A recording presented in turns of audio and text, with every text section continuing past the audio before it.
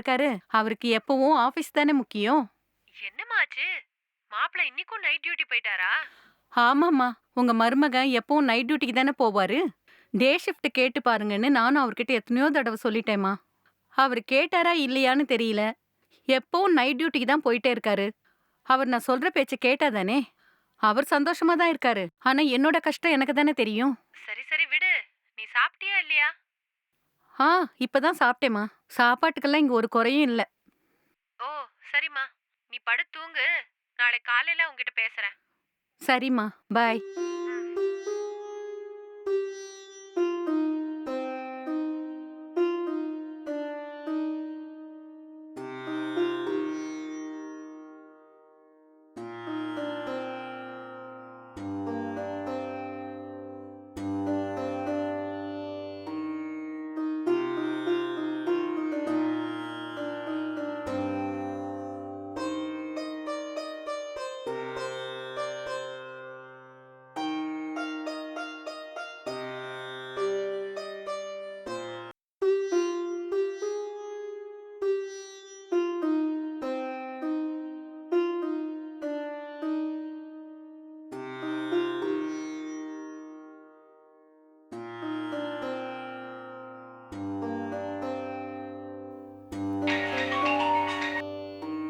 Hello, என்னடி இந்த டைம்ல ஃபோன் பண்ணிருக்க?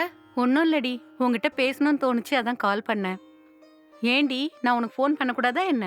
நீ எப்ப வேணா ஃபோன் பண்ணலாம்டி. நான் இப்பதான் படுக்கலான்னு எல்லாத்தையும் எடுத்து வச்சுக்கிட்டு இருந்தேன். கரெக்ட்டா நீ ஃபோன் பண்ணிட்ட. ஏய் சரண்யா, சரண்யா, ஏய் வரியா ஆ வரலையா? 2 நிமிஷங்க வந்துட்டேன்.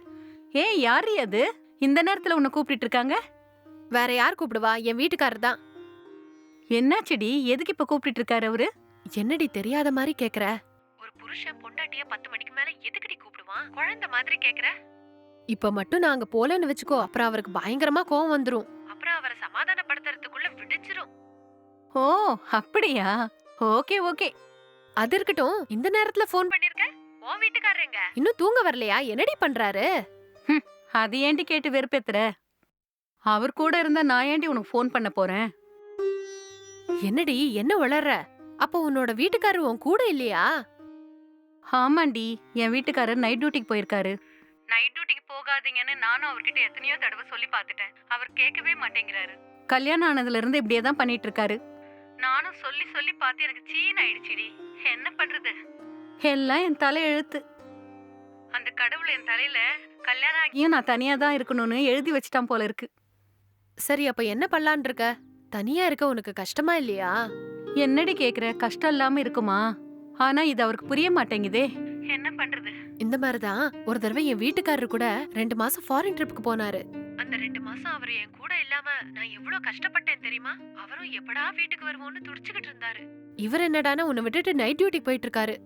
உன்னை பார்த்தா எனக்கு ரொம்ப பரிதாபமா இருக்குடி. இப்படியே விட்டா வேலைக்காகாது. சீக்கிரமா உன் புருஷனை டே ஷிஃப்ட் எடுக்க சொல்றீ. அப்பதான் வேலைக்காகும். என்ன சொல்றது புரிஞ்சுதா? ஓகேடி, சொல்லி பாக்குறேன். காலையில பேசலாம். சரி வை. ம்.